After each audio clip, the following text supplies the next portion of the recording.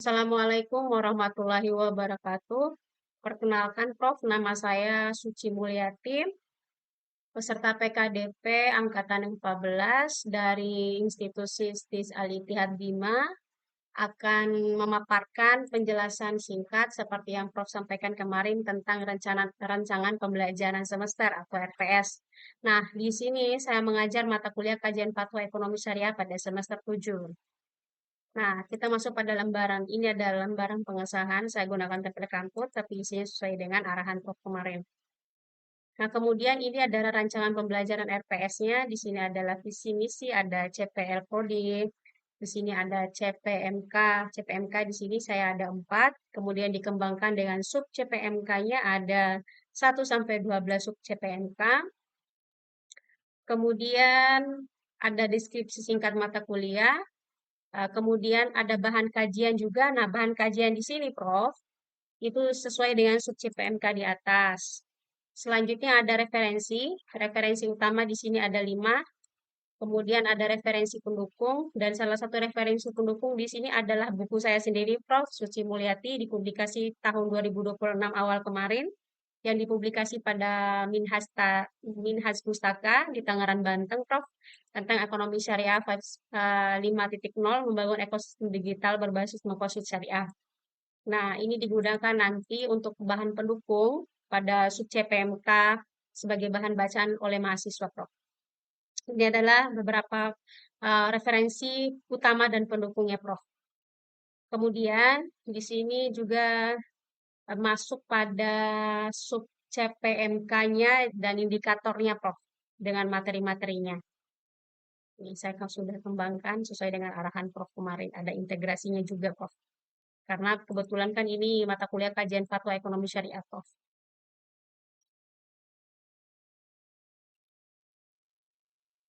Di sini ada metode pembelajaran dalam bentuk kegiatan, rencana evaluasi pembelajaran juga, Prof.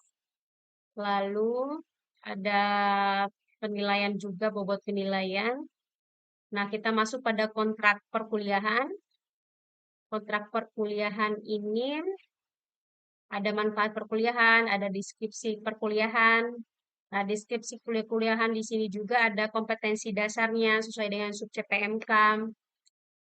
Ada strategi perkuliahannya juga. Kalau strategi perkuliahannya, diskusi informasi, ada penugasan, ada presentasi kelompok, dan analisis dokumennya, Prof. Dan materi bacaannya sesuai dengan referensi utama di atas tadi, Prof. Nah, kemudian kita masuk pada tugas. Di sini tugasnya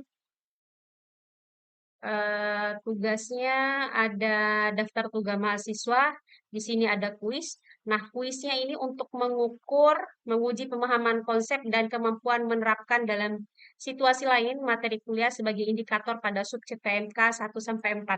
Untuk kuisnya berarti untuk mengukur sub CPMK 1 sampai 4 pada pertemuan kedua, Prof. Nah, selanjutnya di sini untuk tugasnya untuk daftar tugasnya ada UTS atau tes menguji pemahaman konsep dan kemampuan menerapkan dalam situasi lain materi kuliah sesuai dengan indikator pada sub CPMK dari sub CPMK 2 sampai 7, Prof, pada pertemuan ke-8 sebagai UTS-nya. Kemudian pada penyusunan makalah.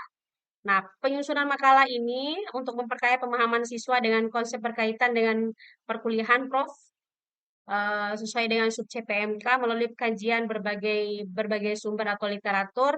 Nah, penyusunan makalah ini dilakukan pada pasca UTS, yaitu mulai dari pertemuan ke-9.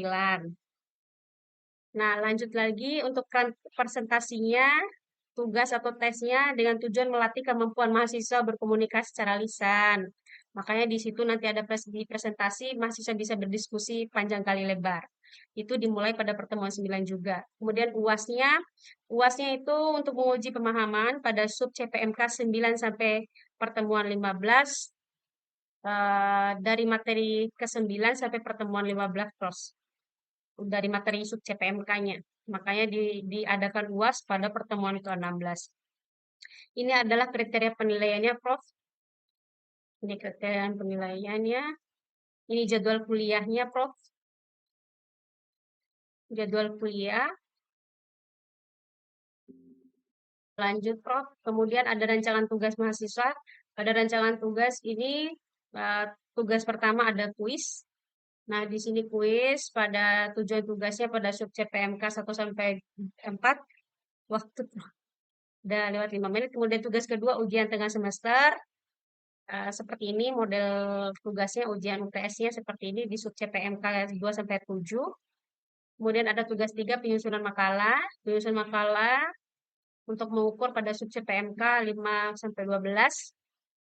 Di sini ada tugas presentasinya. Ini ada tugas akhir semester atau UAS-nya, Prof. Nah, di sini adalah lampiran 3, instrumen asesmen, ada kuis, ada kisi-kisinya juga, saya tampilkan di sini, sesuai dengan analisis, dengan indikator dengan sub CPMK, sub CPNK 1. Di sini memahami menguasai sejarah pembentukan, dengan indikator mahasiswa itu mampu memahami, mengerti bagaimana fatwa, kemudian mampu mengidentifikasi dan ketepatan menjelaskan definisi fatwa, kemudian ketepatan merincikan kronologi DSN MUI dan alur metode penerapan hukum syariah dan seterusnya, Prof, sesuai dengan sub CPMK dan menjawab indikatornya. Kemampuan akhir yang diharapkan ketika kita melakukan kisi-kisi tersebut, memberikan kisi-kisi tersebut, Prof.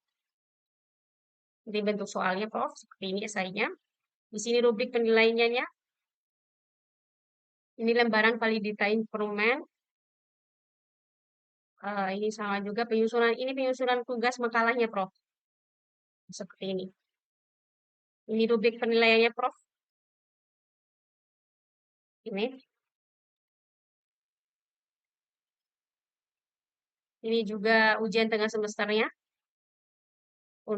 Indikatornya untuk memahami, menganalisis konsep kajian sesuai dengan sub CPMK. Ini sub CPMK 2 ya, Prof. Karena sub CPMK itu satu kan kontrak perkuliahan, Prof.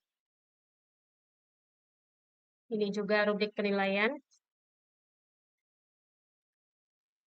Ini presentasinya, Prof. Ini UAS-nya.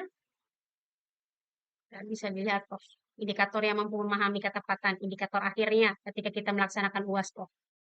Itu juga rubrik penilaiannya.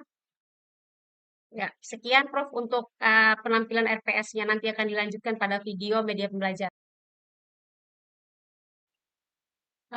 Selanjutnya, Prof, ini adalah video media pembelajaran saya.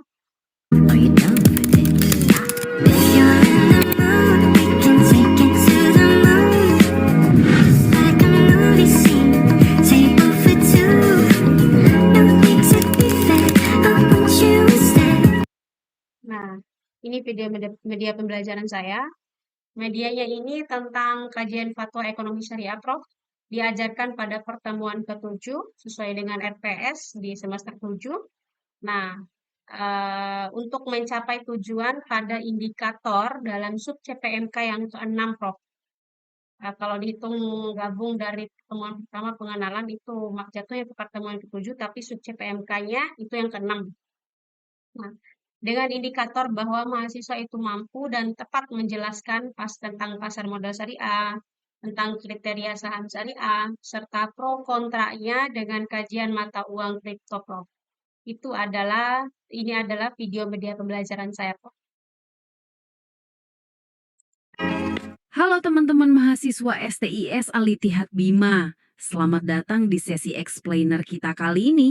Saya semangat banget nih, karena kita bakal ngomongin sesuatu yang super relevan buat keseharian kita.